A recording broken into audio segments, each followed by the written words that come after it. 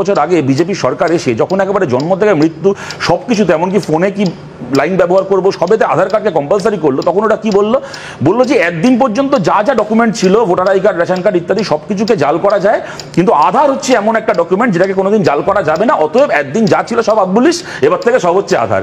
আজকে 10 years down the line তুমি বলছো যে আধার জাল, আধার ফেক।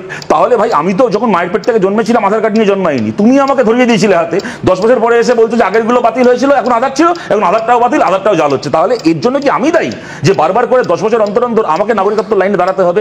দ্বিতীয় কথা হচ্ছে পাসপোর্টের মতো এরকম একটা ডকুমেন্ট, সুমনদা এত জাল পাসপোর্ট হচ্ছে কোত্থেকে? আমরা জানি পাসপোর্ট তো কেন্দ্রের সরকারের ডকুমেন্ট, ডেফিনেটলি এখানে পশ্চিমবঙ্গ বা যে কোনো রাজ্যের পুলিশের একটা বিরাট রোল আছে পাসপোর্ট ভেরিফিকেশন, এই নিয়ে কোনো সন্দেহ নেই। কিন্তু তার বাইরে পাসপোর্টের বাকি কাজটা করে কারা? পাসপোর্টের মতো একটা ডকুমেন্টকে ইস্যু করার দায়িত্বটা আজকে কেন্দ্রের বিজেপি সরকার আউটসোর্স করে দিয়ে দিয়েছে প্রাইভেট কোম্পানিকে। তুমি চিন্তা করতে পারো, একটা প্রাইভেট কোম্পানির কিছু এমপ্লয়ি বসে ঠিক করছে কে ভারতের পাসপোর্ট পাবে কি না পাবে।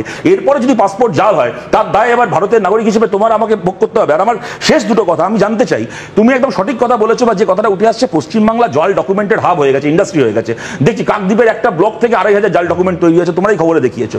কিন্তু কথাটা হচ্ছে ভারতের নাগরিকত্বের এই যে জাল ডকুমেন্ট একটা রাজ্যের অলিতে গলিতে এইভাবে তৈরি হচ্ছে, কেন্দ্রের সরকার বা তার এজেন্সিগুলোর পক্ষ থেকে গত 10 বছরে বলো তো কটা ক্র্যাকডাউন হয়েছে, কটা ধরপাকড় হয়েছে? একটা উদাহরণ কেউ দেখাতে পারবে? এমনকি কেন্দ্রের সরকার থেকে সেই তথ্যগুলোকে